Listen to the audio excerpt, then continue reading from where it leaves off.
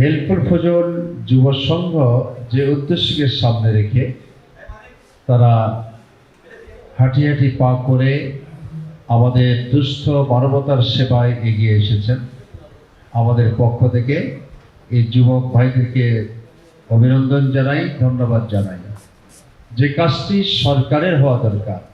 যে কাজটি প্রতিষ্ঠিত একজন ব্যবসায়ী ধনাঢ্য ব্যক্তির পক্ষ থেকে হওয়া দরকার ছিল, কিন্তু যুবক ভাইয়েরা যে উদ্যোগ নিয়ে এই মহতি কাজের দিকে হাত বাড়িয়েছেন, আমরা তাদেরকে অভিনন্দন জানাচ্ছি আরেকবার, যাতে করে এটি আগামী দিনে আরও বেশি এক্সপ্রেড করবে, আরও বেশি সমৃদ্ধ আনয়ন করবে। এভাবে করে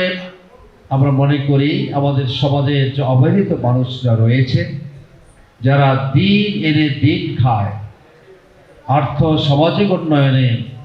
হেল্পফুল ফজল যে ভূমিকা রেখেছে, আমরা তাদের জন্য দোয়া করি আগামী দিনে আরও বেশি করে দুস্থ এবং মানবতার সেবায় এই হেল্পফুল ফজল সংগঠনটি এগিয়ে যাবে। আমরা আপনাদের সাথে সহমত পোষণ করছি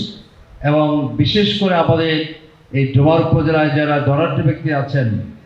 এবং আর্থিক সমৃদ্ধশালী ব্যক্তি রয়েছেন, তাদেরকে অনুরোধ জানাবো যে হেল্পফুল ফজল যুব সংঘের সাথে কাঁধে কাঁধ মিলিয়ে আন্তরিকতার সাথে আমরা যদি রোড লেভেলে কিছু দুস্থ মানবতার সেবায় এগিয়ে যাই, তাহলে ঈদকে সামনে রেখে